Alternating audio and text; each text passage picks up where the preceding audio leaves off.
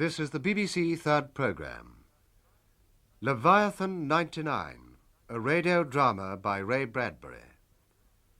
Christopher Lee, Robert Eddison, Walter Fitzgerald and Denis Hawthorne, as Ishmael, who tells the story, play the main characters in this radio-dramatic space-age poem, for which Tristram Cary composed and executed electronic music and sounds in stereophony. Ray Bradbury, whose many science fiction novels include Fahrenheit 451, which was filmed, and The Illustrated Man, which is being made into a picture, also wrote the screenplay for John Huston's Moby Dick, which may have given him the impetus to write his radio drama, of which this is its first production. Leviathan 99.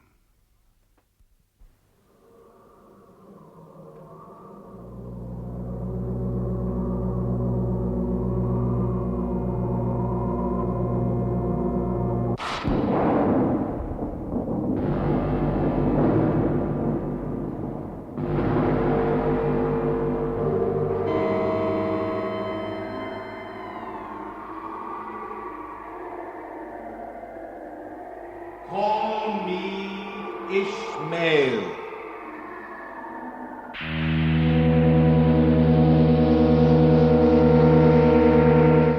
Ishmael, in this year 2099, when strange new ships sail toward the stars instead of under them, attack the stars instead of fearing them, a name like Ishmael...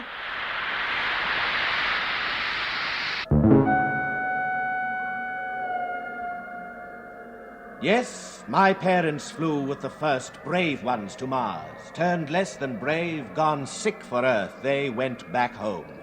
Conceived in that journey, I was born in space. A child so birthed in desolations, homeless between yestermorrow and noon's midnight, must have a proper name. My father knew his Bible and recalled another outcast who wandered dead seas long years before Christ.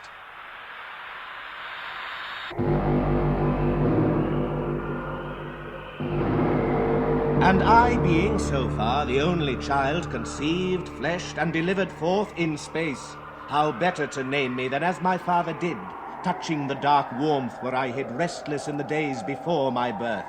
And he did indeed call me Ishmael.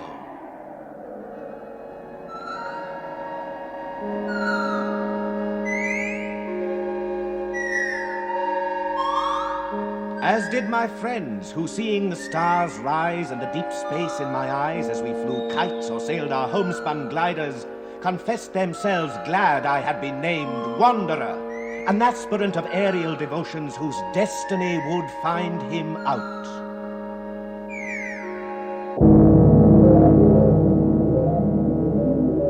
Some years ago, I thought I would soar about and see all the seas of wind that roam the world. Whenever it is a damp November in my soul, I know it is high time to take to the sky again.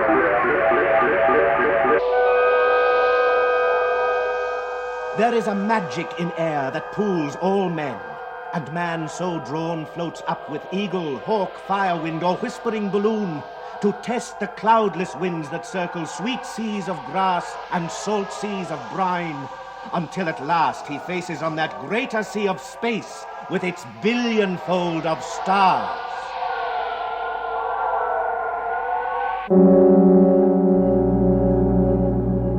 And so, on a Saturday late in the year 2099, borne by my own jet packet power, I duly arrived at the Cape and hung upon the air. A fledgling bird among yet greater birds of fire and steel, and felt the floodgates of the vast and waiting universe swing open in my soul.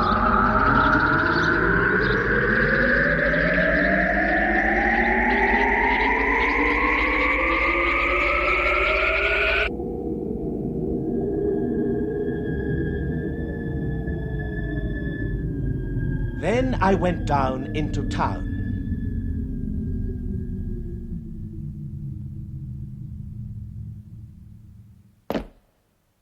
I discarded my wings and travelled now by moving sidewalk. Into a fort, a metal barracks, A dropping place for tired spacemen? No. A beautiful, computerized, quietly programmed and machined Garden of Eden. For you see, a spaceman's hostel must be half into outer space. It is a world between. A chapel, perhaps, where men come to commune with their raw souls, organize their gizzards, prepare their bones to be broken on the great rack of gravity and far traveling. Here, the new altars where we might panoply ourselves in strange new costumes, take unguents, genuflect the proper genuflections until the day our souls spoke up. Condition go! I register by pressing my hand to a metal identity plate, which reads my sweaty prints like some modern witch of palmistry to plan my future and choose my roommate by machine. Floor 1, cubicle 9. My roommate's name, Quell. Well, let's look at him.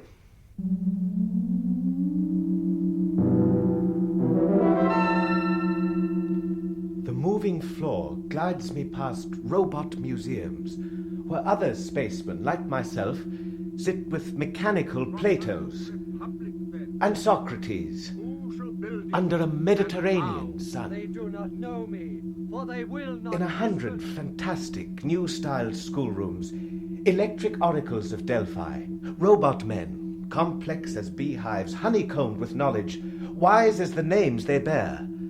Schweitzer, Huxley, Aristotle run secret tapes in their oil machinery heads and speak forth truths to listening fools who would be wise. But here's my room. There's my thumbprint on the scanning lock.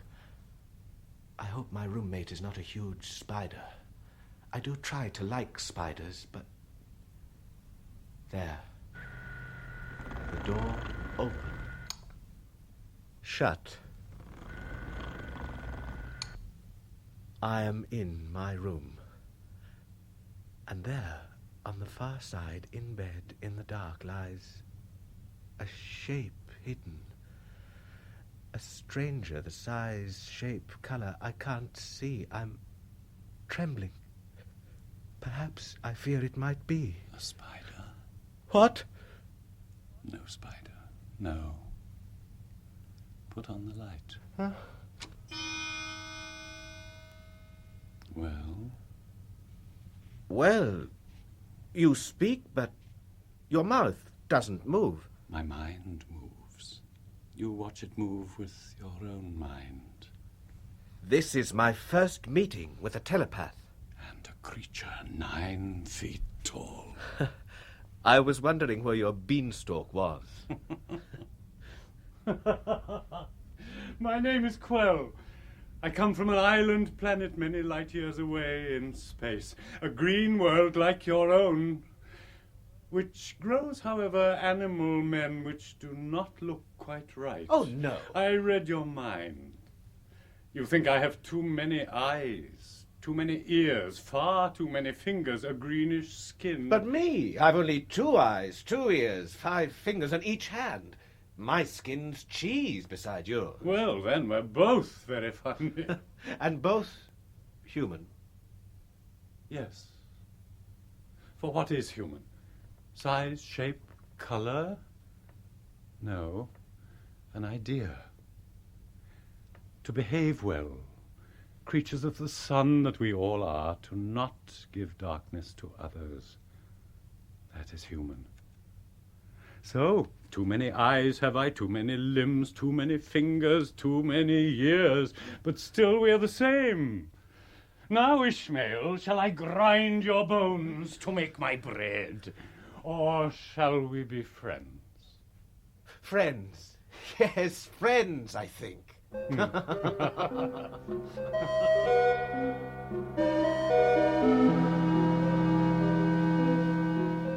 And friends we were. 2 terrible and fine, ugly and beautiful children of nature. For what is nature? Why, God surprised. God continuing to surprise himself with odd miracles of flesh. And there was nothing odder or more miraculous than Ishmael and Quell from the far islands of the great Andromeda Nebula. We lived together, studied together, and, at last, went off to find our rocket together. A great kite and a small, we flew like autumn leaves above the Florida Cape. And from a distance watched the rockets fall up to drown in summer lakes of space. The scars of their traveling soon healed by wind. And below in their towering gantries stood the other ships that sailed for stars.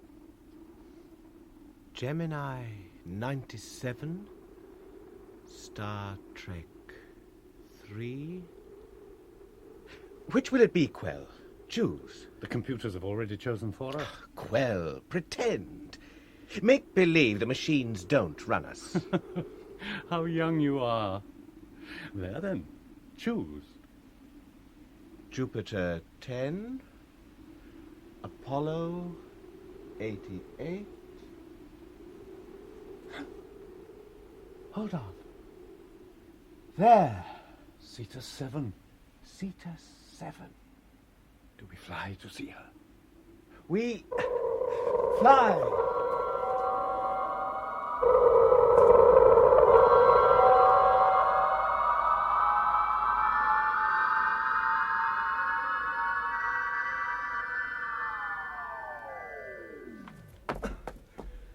There.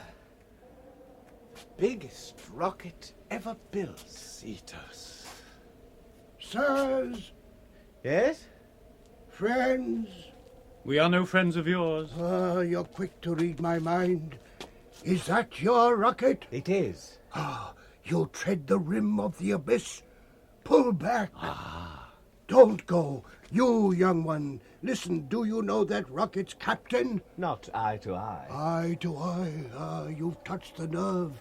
For when you meet him, do not peer into his eyes. Be warned, he has none. None? Gone blind? No, stricken's more the word. Burnt blind in space some years ago. His skin, his mind, his soul, all burnt, but somehow hung together he lives on. But you knew it. No. And want no more from you. No, you've read my mind. Now, tell your friend about your captain. What burnt him blind? Where? When? For what strange reason? Was he a priest of space, run after God, and God turned and gave him darkness with one blow? Is your captain all one piece, or does it show where he was sewn back up?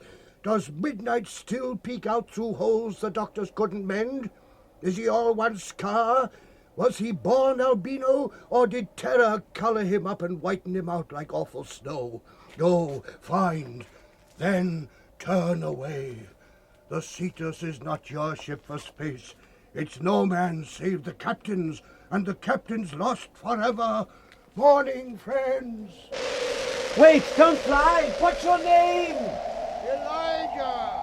Name's Elijah. Morning, dear friend. Morning.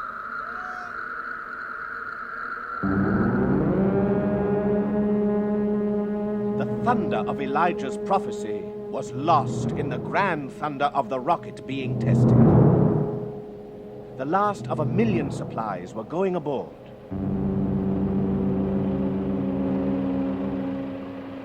Oh, the logistics of the rocket. Computerized the decisions, going on 1 billion for each trip. The nursing bottles full of super homogenized gunk for suckling men. Botanical gardens. Rare, small, compacted jungles which inspire bad, suspire good oxygenated airs. Capsuled ocean seas which grow algae for atmospheres and salads. Machines which spin the sweats of rocket man to fresh new rains to be drunk again. Not the Lord's Prayer inscribed on a pin, but whole books stamped on needles whereby to sew up the tears in one's space-worn soul. Strange machines, stranger men. For half our crew were accidents of nature in a baroque humor. That is to say, midgets and dwarves. We were babes, to be cradled in the lap of space. Half size, but cheap at half the price, for each pound of rocket man is worth thousands of dollars. In oxygen, fuel, food, water, living room. So much of our ship was toy cabins, with toy people squirrel caged in them. Years back, dwarves, midgets like us, had short lifespans and poor health. But now they have put our chromosomes in a vice and compressed us down a healthy, cookie-cutout genius. A gargoyle lost from the front porch of Notre Dame, and we small boys, age 30, fresh from the womb that has diminished his cells, journey with your giant 6-foot men and make space our incredible toy chest. So the final burgeoning of the Cetus 7 was with titans and bright child men toddling in their shade.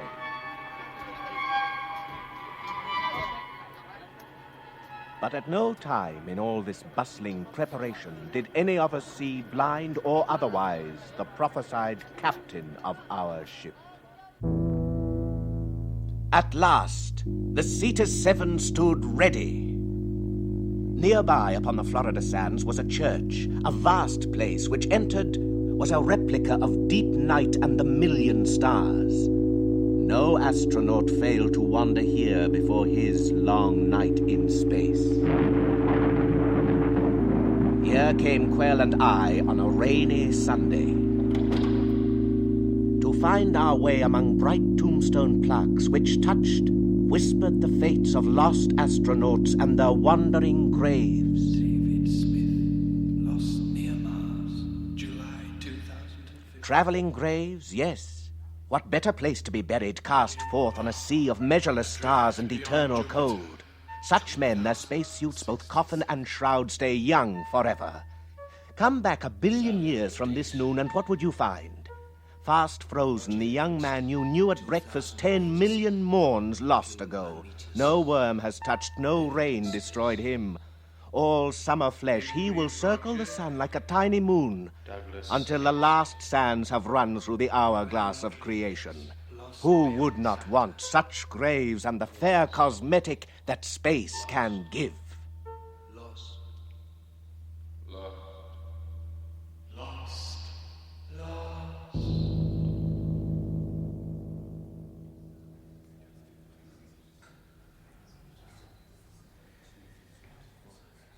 In the pulpit, at the center of the spaceman's chapel, stood a man who had died 100 years ago. Dead, yes, but so remarkable a man was he that they did computerize his soul. That is, they did up his voice on tapes, made circuitries of his merest breath and motion, then locked it all in plastic flesh and steel. So now before us stood Father Ellery Colworth. A monster robot, no. Gentle essence of the man. Is God dead? An old question now. But once hearing it, I laughed and replied, no, not dead, but simply sleeping till you chattering bores shut up. A better answer is, are you dead? Does the blood move in your hand? Does your hand move to touch metal? Does that metal move to touch space? Do wild thoughts of travel and migration move behind your flesh? They do. You live, therefore he lives. You are the thin skin of life upon an unsensing earth. You are that growing edge of God which manifests itself in hungers for space. So much of God lies vibrantly asleep. The very stuffs of worlds and galaxies, they know not themselves. God reaches for the stars. You are his hand. Creation manifest, you go in search. He goes to find, you go to find himself. Everything you find along the way, therefore, it will be meet your own flesh, terrifying and strange, but still your own. Treat it well. Beneath the shape, you share the Godhead. You, Jonahs, are traveling in the belly of a new-made metal whale, the rocket ship. You swimmers in the far sea of space, blaspheme not against yourselves or the frightening twins of yourselves you find on far worlds, but ask to understand the miracle which is space, time, and life in the high attics and lost birthing places of eternity. Woe to you if you do not find all life most holy. Better than if you stayed locked forever in the belly of the rocket like Jonah, never to be vomited out upon dry land. The thunder of the storm ended the sermon. The thunder of a rocket echoed the storm.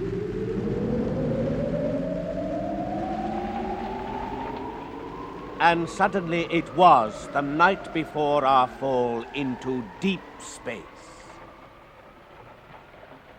In our room, Quell and I lay sleepless, watching the diminishing rain on the great sky windows, listening to the voice clock announce the hours.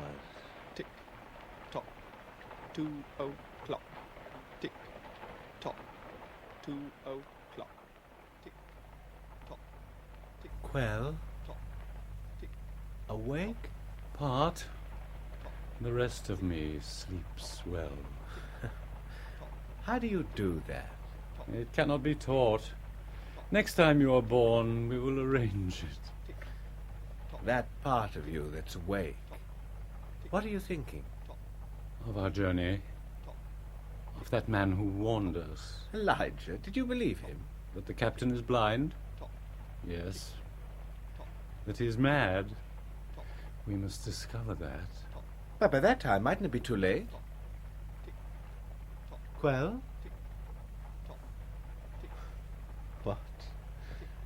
All asleep now? All right, friend, lie there. Your body the strange color of a world I'll never see. Your skin tattooed over with signs from the Horsehead Nebula, the Coal Sack Orion, bleached by white suns, burnt by red suns. Cold blood, but warm heart. Your mouth silent, but your mind, even in sleep, breathing friendship. Quell, thank God for you in the days ahead.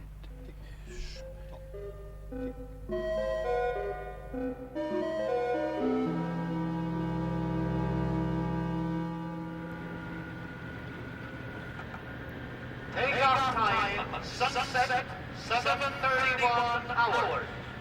Take off time, sunset, 7:31 hours. At sunset, aboard the rocket, we, the crew, waited. And the sun rose again. That is to say, the gantry elevator bearing one man rose up through the twilight air. And the elevator, rising high and swift, caused the sun, just gone below the earth, for a last moment to reappear. The sun, thus summoned back, played golden light upon this man who came alone and last. But if the sun played upon his face, he did not know nor see. And as for us, we only heard our captain step upon the landing. That's him, the captain. Shh. He's going direct to his quarters. Why? He sounds like a robot. No, idiot. The radar screen all miniaturized. It carries in a mask across his eyes. Blind, but not blind. A sweet machine, that.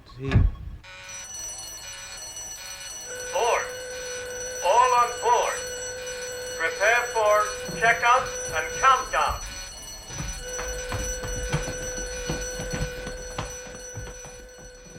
The blind captain was indeed with us, unseen and locked away. We lay like spiders in our shock absorber webs, waiting for the fire wind to seize and throw us at the sky. And seize and throw it did.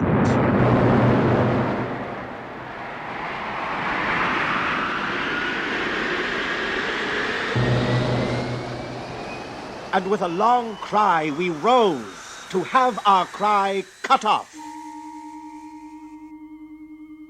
Silence took us like penitent monks to its bosom. For even the loud rocket which rips the soul on earth walks silent, a few miles up, treads the stars without footfall, as if in awe of the great cathedral of space.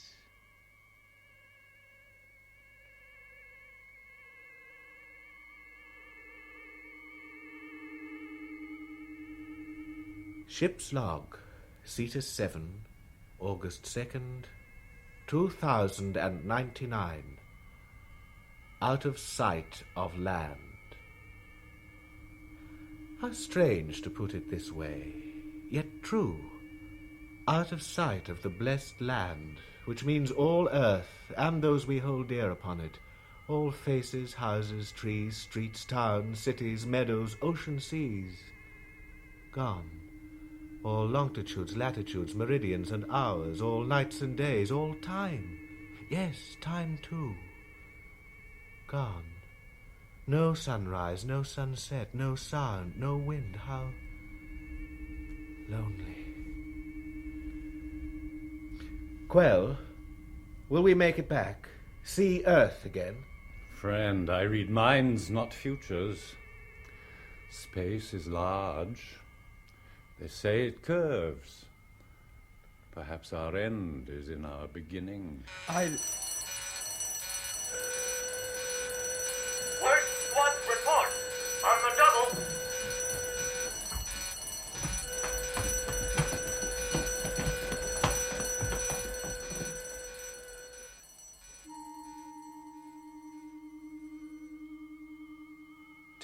days, 20 days, 40 days gone in space. Our destination, a star in Cygnus, about which might roll a planet moist and green as earth. We could not tell, we only went to see. Traveling at the speed of light, 186,000 miles per second, we could reach and return from that far world in 10 years. 10 years. 3,650 days of endless traveling night. And only work could save us from the boredom that slowly slides into moron insanity. Work in the chemistry lab. Work in the compacted jungle swamp which cycled our carbon dioxide and gave us fresh oxygen and green salads for lunch. Work at repairing the ship's skin when rare meteors hit. Meteor strike. On the double. Acetylene pack. Grab your spacesuits. Take cover. Work which meant in seconds we must slap the great adhesive patch fast, so our air did not rush out and leave us swiftly dead.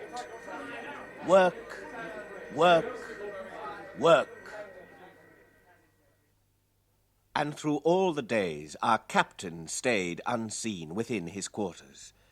His orders came as if delivered from a far place. But sometimes, at 3 in the deep morning, standing watch, I heard the captain pass in the elevator vent like a long-drawn whispering and sigh.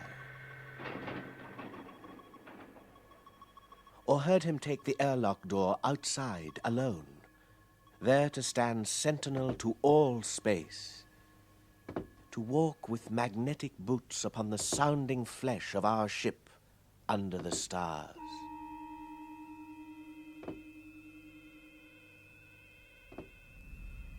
Hist! There he is. Again, every mid-watch at this hour. What does he do out there? Play ball with the meteors. Inhales the infrared, exhales the ultraviolet. No, he doesn't trust our radars. Even blind, he thinks he sees better. But what's he looking for? Quell, you can read his mind. What? My mind may hear, but the captain's mouth must speak for him. When he finds what he is looking for, he'll let us know. You read his mind. You don't like what you see. I can tell by your face. There he goes. Walk, walk, Captain. Stand guard. Protect us from the universe.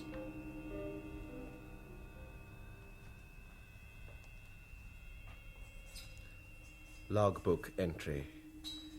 50 days out from Earth. We... Young man? Mr. Redleigh, sir. Don't jump, boy. Do you know the past 5 minutes you have stared at that door? Well, sir, the captain's there. I thought 50 days. Well, isn't that a long while for him to stay shut in? Long is short to him, boy. Such loneliness would drive me mad. Yes, well, there are some who savour madness all their days. It is the cud and titbit of their life. They would not know what to do with themselves if they could not nibble round the thin grey circumference of their skull, peeking and gaping from all the sockets, wondering at the cracks, assaying the guilt, rendering out the wonder. Yes, but does he ever eat? His soul is marrow enough. Let him feed, boy. I have this urge to knock upon his door. Give it a try. No, bang it. There. Does he never answer, then? If he knew God were out there, he might stroll out for a chat, but you or me, boy, do your chores. Do your chores.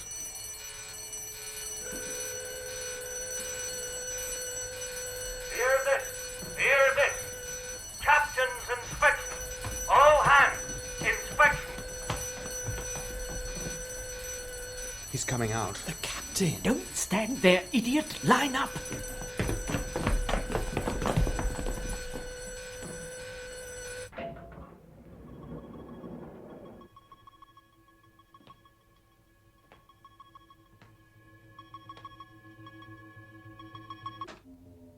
Mr. Redleigh. All present, sir. The temperature's gone up 3 degrees in this cabin, all present indeed. Here's one who runs a very furnace of youth. The name? Sir, Ishmael Honeycutt Jones. Oh. Isn't that the sound of Blue Ridge Wilderness, or the scarred hills of Jerusalem? Now, Ishmael, what do you see that I don't see?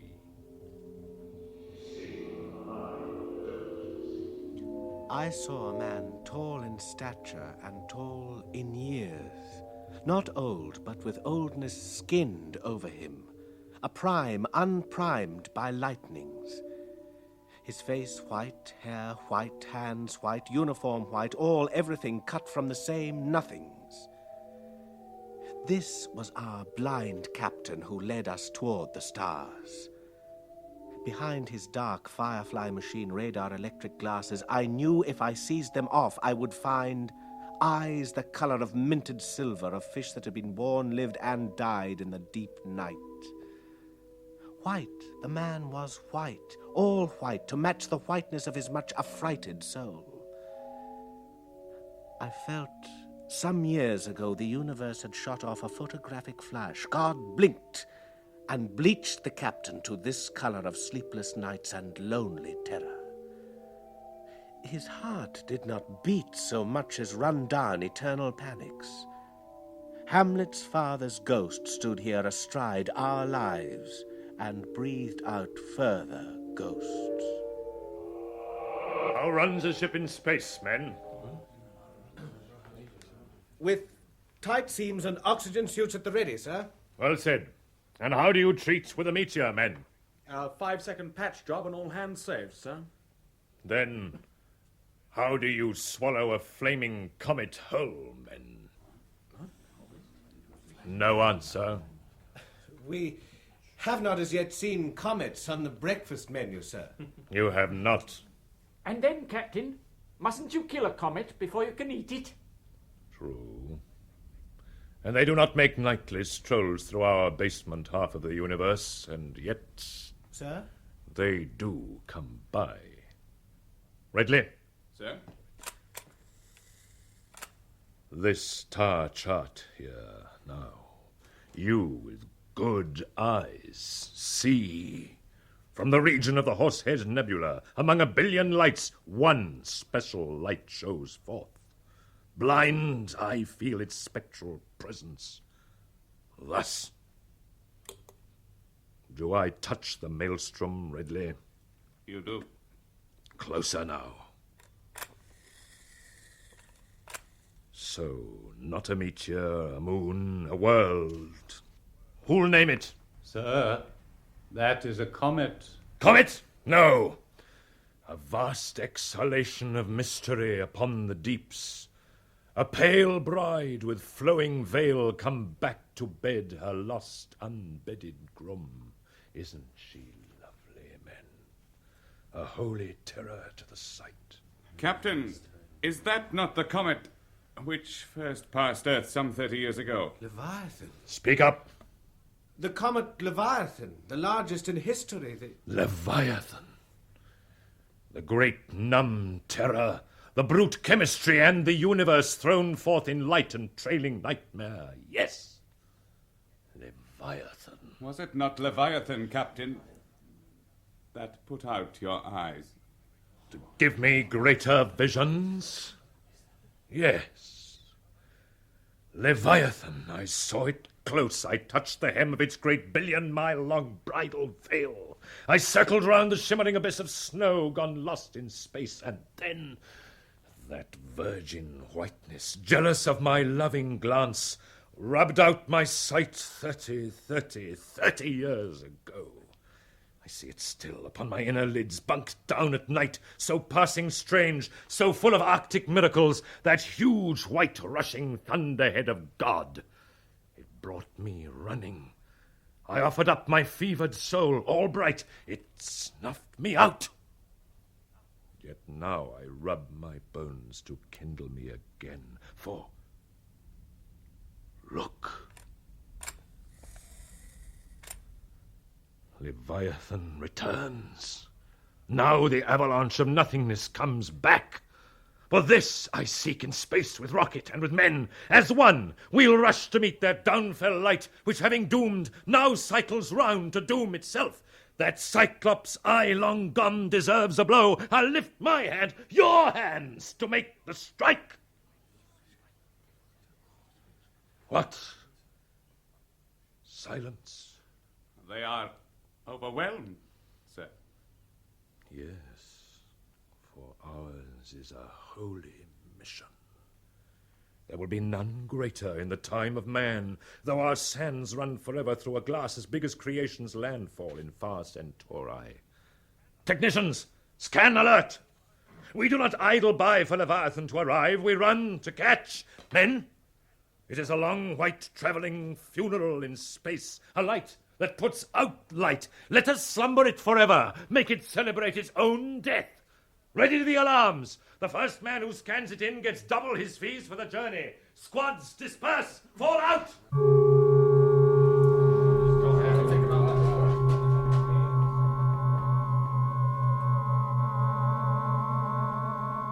Tick-tock, 3 o'clock. Tick-tock, tick-tock, tick. Well now. Is that all you've got to say? Well, it's not every year a dwarf like me can hit a giant like Leviathan. You sound like him. If it's on our way, what's wrong with sight-glancing a comet 2 falls out of 3? You don't even know what a comet is. Ishmael, what did you find in the microfilms? Same old guff. Photographs of photographs. Interstellar materials. Vapors. Meteoroids. So few comets have passed near Earth since we first moved into space in the 1960s. The junkyards would best describe them. Chunks of old solar systems broken off. Accidents of huge nature on the prowl. Quell, in the stories of my people, such comets are known as pilgrim visitors, far-travelling spectres, the haunter of the feast, a collision of bright dreams which fuse to nightmare. You see, Our history is as full of romantic nonsense as yours. Well then, the captain has his reasons for finding the comet and we have ours. We're curious. Curious, yes. And afraid.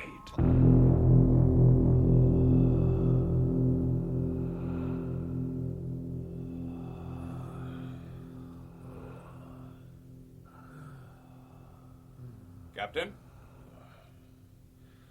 Oh, no. I say.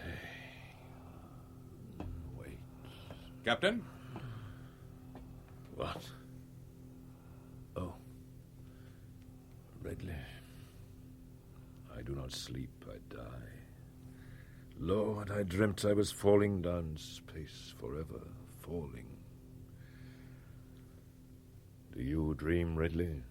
No, sir. Oh, fortunate man. Well? Ship's log to be signed, sir. I have a fine nose, Redleigh. You've no heart for this chase. If by chase you mean our proper business, charting stars, exploring worlds... No. Here. What do you know of the passage of dark planets and bright comets, mister? I think you must teach me, sir. I will. Here are 1,000 star charts, stamped, runnelled, and humped. You read Braille? Aye. Run your hand here, there. Touch the paths where the lost suns go. Here the planetary tracks, and here upon the universal deeps the vast long mark of Halley's comet, the comet of Aristophanes, and, who knows, that comet which may well have been the star of Bethlehem, a miracle to celebrate a miracle. Here the maps and deep night plans for all God's circuitings and maunderings, his long thoughts. God dreams joy, green earths appear. God dreams torments, comets issue from his eyes and mouth, and the most terrible outcrop of these is... Leviathan? From 30 years' study I found a way to meet it head-on fast, 6 months before it brushes earth. We move then to surprise. Surprise. Mr. Redleigh, face about. Well? You cannot surprise a comet, sir. It neither lives nor cares. I live. I care. And shift the burden of your knowledge to some great wandering child, some universal accident that prowls between the worlds, homeless for eternity. Go on. Sir, that if, as Reverend Oxley says, all space is one flesh with us, all worlds, suns, creatures, extensions of one ground, one all-encompassing will, then that ghost you speak of, sir, that comet, that great terror-trailing stuff, is but an outmouthing of God indeed. Would you stand against such breath? If it wrenched my soul and burnt me blind, yes. It is a dumb thing, sir. Mere chemistry, birthed out of chaos, now pulled by this tidal star, now hauled by that. As well stop your own heart as try to stop that great pale beating. But if both stop at once, will not my victory over it loom as large as its victory over me? Small man, large travelling doom, both weigh the same when the scale is death. In rending it, you rend your own flesh, Captain, which God has lent you. That flesh offends me. If it is all one, God manifesting himself in minerals, light, motion, dark, or sensible man, if that comet is my sister self, come preening by to try my Job-like patience, was it not blasphemy it first tried out on me? If I am God's flesh, why was I felled, struck blind? No, that thing is lost and evil. Its great face hovers the abyss. Behind its mindless glare I sense that juice which oils the cogs of nightmare and the pit. And whether I see it in hellfire man, cannibal shark, or huge white blinding mask flung down along the stars to frighten men and push them to impulse less than human, more than bones and soul can bear, I must attack. Talk not of blasphemy to me, sir. It tried me first. I want its flesh. God help us. He does. If we are his stuffs alive, then we sinew his arms seized out to stop that light-year beast. Would you turn from this greatest hunt? Sir, I am against you, but don't fear me. Let the captain beware of the captain. Beware of yourself, old man.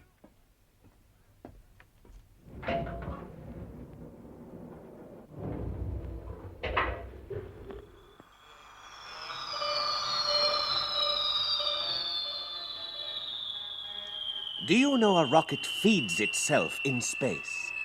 It wallows like a great fish in streams of subatomic life, interstellar minnows as 'twere, subliminal seas and royals of energy, like those tides of grit, the tiny particles in Earth's oceans which feed whales. So a rocket dines on radio waves, fierce radiations, cosmic rays, and meteors. It gulps these maniac foods which shriek invisible on the groundless ground.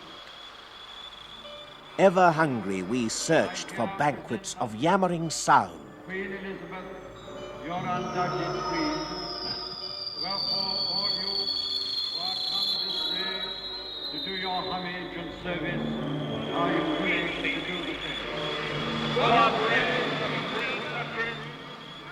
And came by accident upon old wits and broadcast dreams of Earth. If the British Empire and Commonwealth last for 1,000 years, men will still say, this was their fight. Und ich glaube, ich habe ihn jetzt erfüllt und hier mein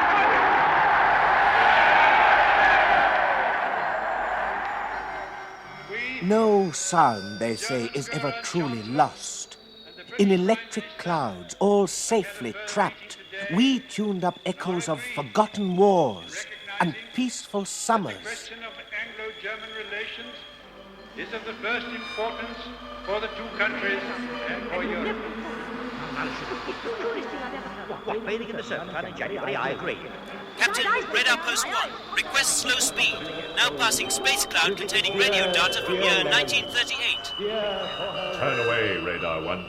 Sir? Turn away. And turn we did from the wandering voices, those lost children of time. And then, a few days later,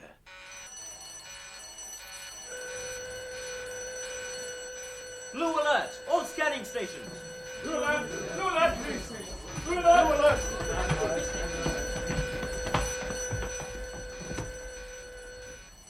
Beyond belief. What is it? An ancient moon? Yes. From our system? No. From another star? Yes. Torn loose in some accident, traveling all by itself in space. And covered with towns, cities, ancient gardens. I don't believe. Yet there it is. Terrible. Beautiful. How long do you think this moon, with all its dead cities, has been rushing through space alone? 1,000 years? 1,000 times 1,000. Oh, lovely. The spires, the jeweled windows, the lonely courts. Retrograde rockets, stand by all hands to diminish speed. Disregard. Continue course. Captain! Sir, we saw. Mr. Redleigh, who commands this rocket? Why, Did I give orders for reconnaissance? I quite forgot myself. This moon, it's very old and fine.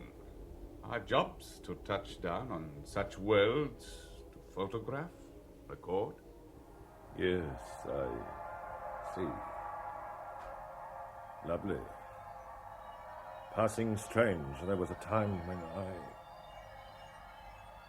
Our job lies elsewhere. Press on.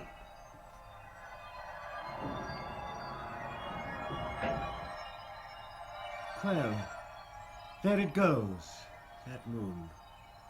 The incredible cities, shall not see its like again. Lost. Lost.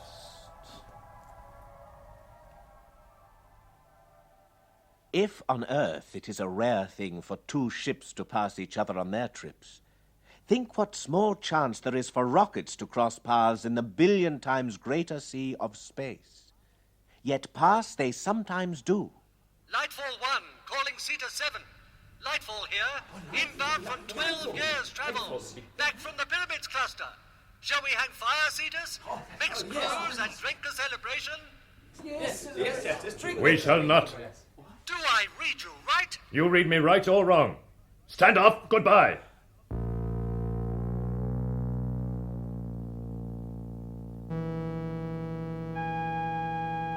No sooner fleeing one than we came upon another, sadder rocket full of men. Rachel's captain, calling captain of the Cetus there. Have you seen a small life rocket craft? A space storm took it off. We paced that comet. Comet? What? Leviathan?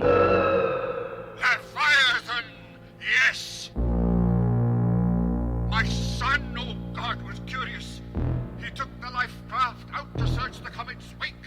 Now I search for him. Will you help? I'm losing time, sir. Why? I've lost my very life. I go to redeem your son. God help you, Captain. God forgive you, master of the Cetus 7. So the Rachel, mourning for its lost children, fell away. And we moved toward collision course with annihilation. Rogers, Smith, Quell. Mr. Redleigh, why all the secrecy? There's your reason. The captain outside again, under the stars. I'd like a stroll myself. I do not speak on strolls at odd night hours, Mr. Smith. I speak on information we let pass. Lost moons we left behind. Jobs we did not do. This comet's a job. We measure all that comes our way. Measure with man. Mr. Redleigh. Quell? Now what? Quell? I do read minds. Let my mind gather yours and move outside to stand watch with our captain.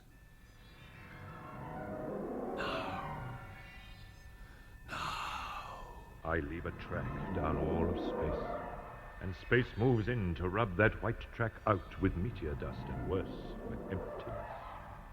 Well, let nothing do its worst. I pass. I make my mark.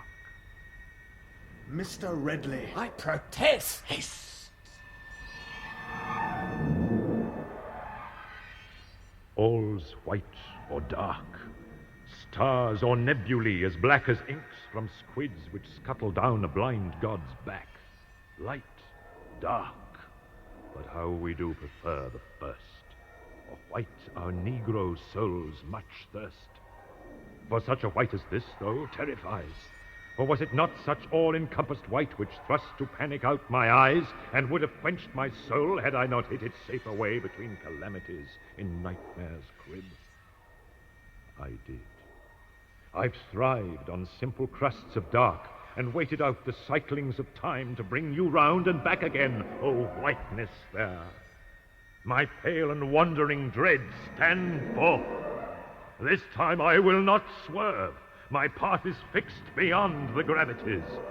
Tracked like the whirls that hurl about the sun, so runs my soul in one trajectory. Blind, my body aches in place of eye. I'll darken you who darkened me. Your veil will be your winding sheet. Your gossamer I'll bind to strangle you, and thus bank down the fire.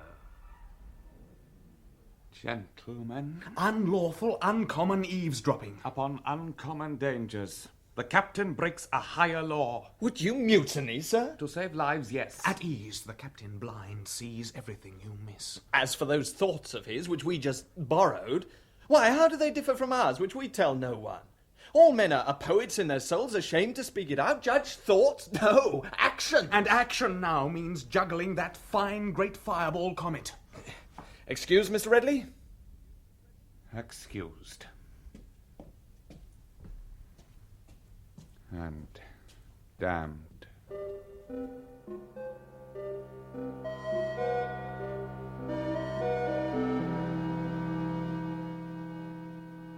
By night, I totted up my list of growing fears. The radio voices spurned, the strange moon shunned, the celebration of 2 rockets passing in the long night refused, and the urgent need of a captain searching for his lost son ignored as if unheard. And then, most frightening of all,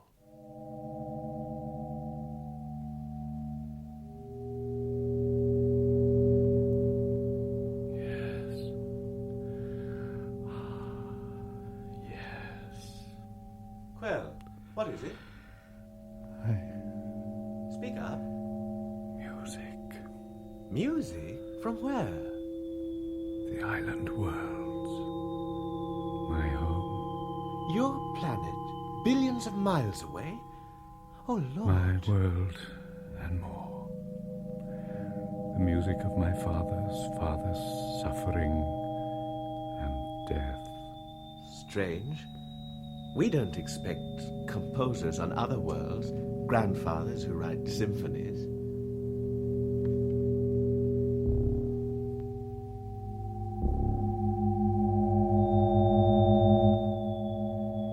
it was music, it was not. It was something I had never heard, but knew from times before my birth and guessed from times beyond my death. I mourned myself. And Quell, I saw no tears, yet sensed he wept within. The music played. He grew so still, I feared his breath had stopped. He heard his own funeral dirge rolled down the shores of space to end his life.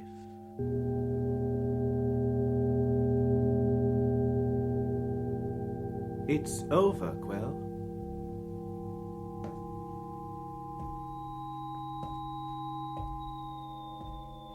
He rose to find our metal worker. Sir? Cut and weld and shape me a suit of death. I'll draw it for you. So, all black. And on the breastplate of this coffin, burn this sign, my family, my world. You look fine. You don't really think... I do not think. I know. Make the suit of dark metal.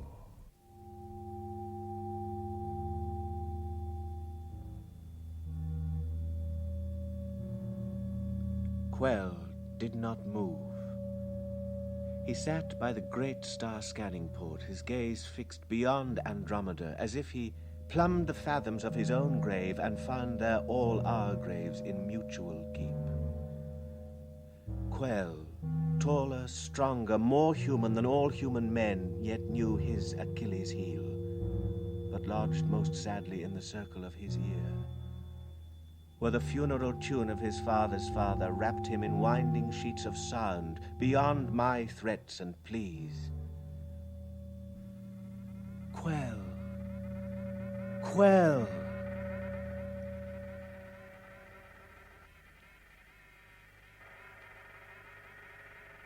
Meanwhile, the metalworker cut and burnished the uniform all black, which Quell would wear in death.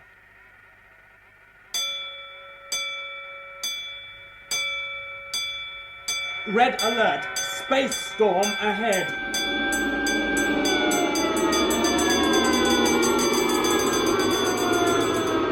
The white terror, the rushing comet, approached.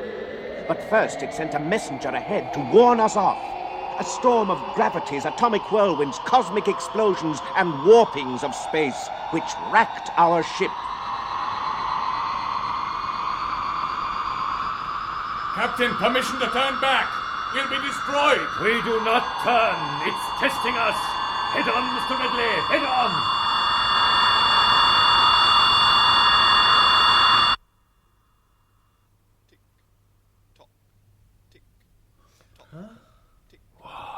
The storm, it's vanished.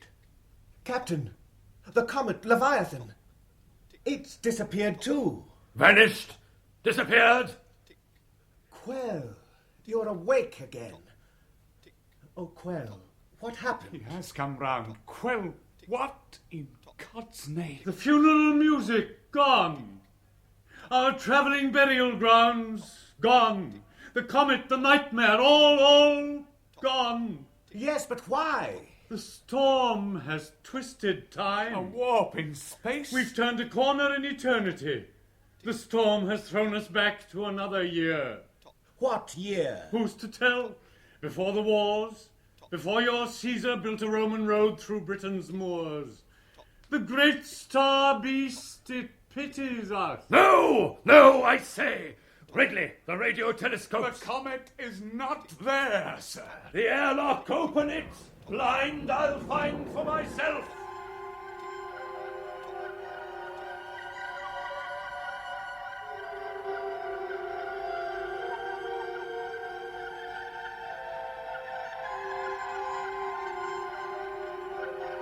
Our captain stood outside on a rocket ship becalmed in peace.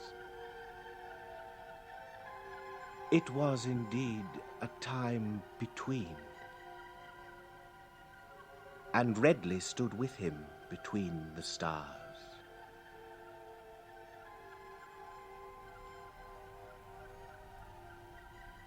Quell, what are they saying? This and this.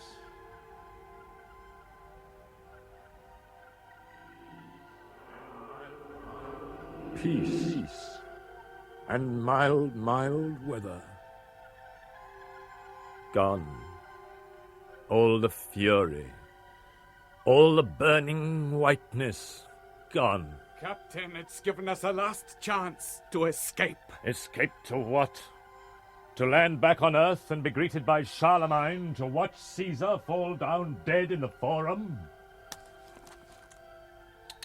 Oh, God, give me strength to pull this trigger. Mr. Redleigh, you lack the power to fire that gun. And if I could, how fine to land back home and go with simple cavemen in a cave. Live out a life much less a nightmare than all this. To rest a while. We shall rest, Mr. Redleigh, at the dead heart of the comet. We shall fight free of this calm, rejoin time on a proper footing, seek, and finally destroy. Oh, Lord, if I were sure of murdering you as you of murdering it, which will at last do murder to us all. The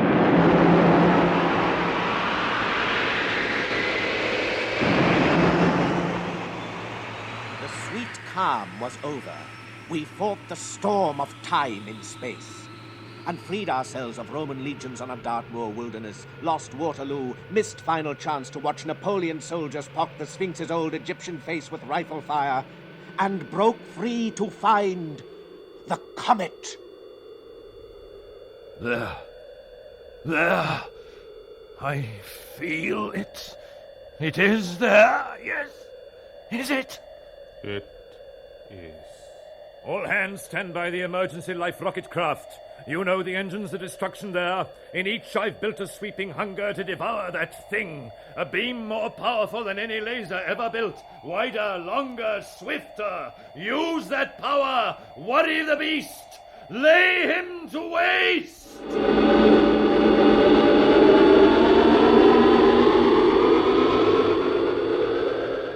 The comet approached. and it was a great white holy terror that filled up all the universe and put out every star. And Quell awakened from his trance, and every man of proper will dropped their masks and took on madness. All human flesh was gone. Red blood was all that moved our ship. The comet loomed. We ran as children run to happy games. Lifecraft 1. Ready. Launch. Lifecraft 2. Ready. Launch. Mr. Redleigh, take command. This rocket is yours. Boy, stay behind. Quell, you come with me. Quell, you put on that black metal. The suit, yes, with the death symbols on it. Let me go with you. Stay and live. You will live, I know, to be very old. Be happy, Ishmael. Good friend. Goodbye. Oh, Quell. Launch 3. We moved. The 3 small life ships moved to cross that moving path of raw destruction. All was white now.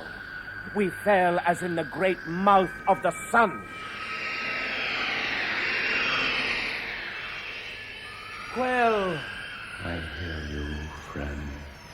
Craft 1 and 2 on my commands. Destroy! Destroy! Destroy!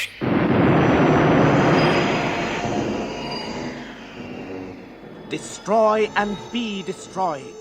Like mice who nibble at one wave of milky sea, their laser beams all shrieking, but made small by greater shrieks of light-year maddened beasts now gone insane.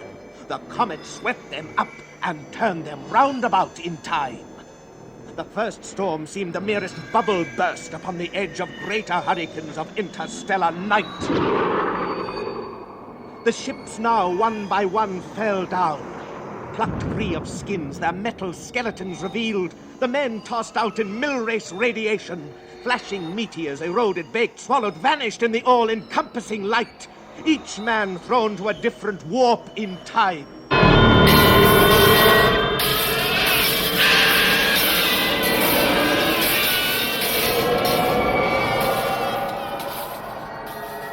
The men in Lifecraft 1, their weapons stilled, hurled down to death, perhaps, and burials, with King Richard on his plain, the crown lost at his feet. The men in Lifecraft 2 spun further on to drop in open grave with Yorick's skull, or near the tomb in Illinois where Lincoln dreamt away. I do not know. The captain last. Through Quell I heard his cry. What, the weapons gone, my men dispersed? Why then I have these hands? Blind I seize on you, gone dead I grapple you. Where is your heart? There, I'll stifle it. Oh, damned Leviathan, it comes to this!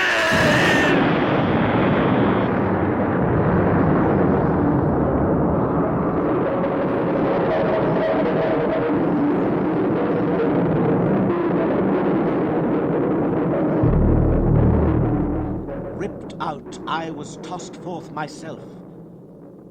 Alone I watched as now at last the whiteness went its way. With gibbering voice off down the long black mineshaft of the universe, its bridal veil trailing despairs and woes, celebrating itself, a mindless mystery forever in motion. Vanishing. An echo. Gone. And gone all ships, men, large, small, sane or mad, the captain with them, madness maddened.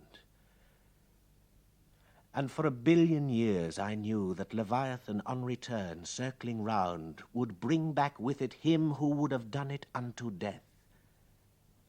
The two of them were one at last, the hunter and the hunted, the fearer and the feared, the flesh and the impaler of the flesh, the madness and the vaulting dream of madness, together forever through centuries yet unborn. Ships, men, and the captain of the men. An endless cortege for the spectre ghost.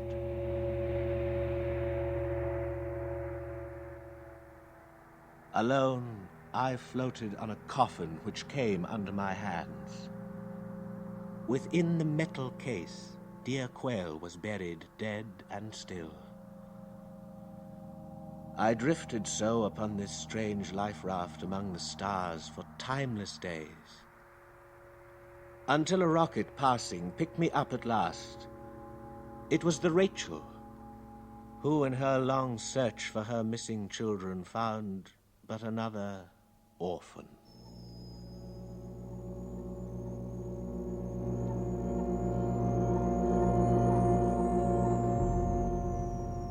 I let the coffin go. I let Quell travel on his light-year burial ground. The drama's done. The great shroud of stars rolls over the ship, her crew, as the whiteness departs all away.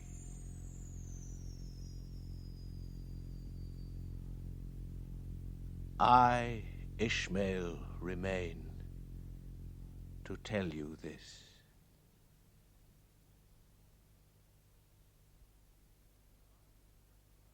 Leviathan 99, a radio drama, was written by Ray Bradbury. The electronic music was composed and executed in stereophony by TRISTRAM CARY. You heard Denis Hawthorne as Ishmael, who told the story, and Christopher Lee as the captain. Robert Eddison as Quell, Walter Fitzgerald as the warning man, and Denis McCarthy as Father Ellery Colworth. Alexander John as Mr. Redleigh, the first mate of the Cetus 7, and Ian Thompson, Hayden Jones, Anthony Jackson, Christopher Bidmead, Nigel Clayton, and Leroy Lingwood as members of the crew. Frank Henderson as Lightfall 1's captain, and Rafe Truman as the Rachel's captain. Technical direction was by Harry Catlin, and the play was adapted for stereophony and produced by H.B. Fortuin.